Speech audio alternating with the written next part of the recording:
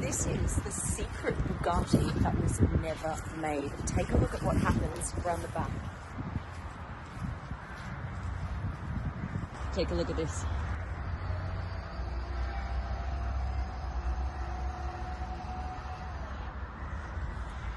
Look at how the whole car opens up. This is incredible. This is the Bugatti Atlantic. Now they've moved the engine. It would usually be here in a Chiron. They've moved it to the front of the car. Now you've got this space for this incredible Bugatti luggage. Look at this. This one here. Look how it rolls there. I'm getting excited about rolling luggage. I mean, honestly, this is just so beautiful. Let me show you around the front. Take a look at this. You've got the first time butterfly doors on a Bugatti. Now here would be a twin turbo V8, but what is cool is you could choose if you wanted a twin turbo V8 or a fully electric car. You could get this car in both options.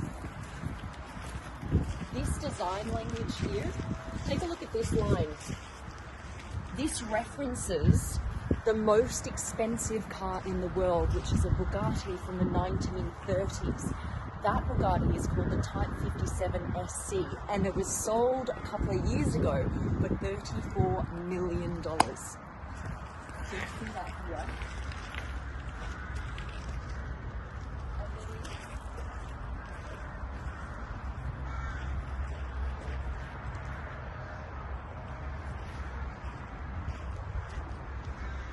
Bugatti wanted to make this car, you guys. It was meant to be announced to the world in 2015, but it got axed because of the VW emissions scandal, which is disappointing. VW owns Bugatti, and they needed to see what the ramifications of that scandal would be, and in the end, they decided to axe the entire project. Can you imagine if we would have had this car on the road?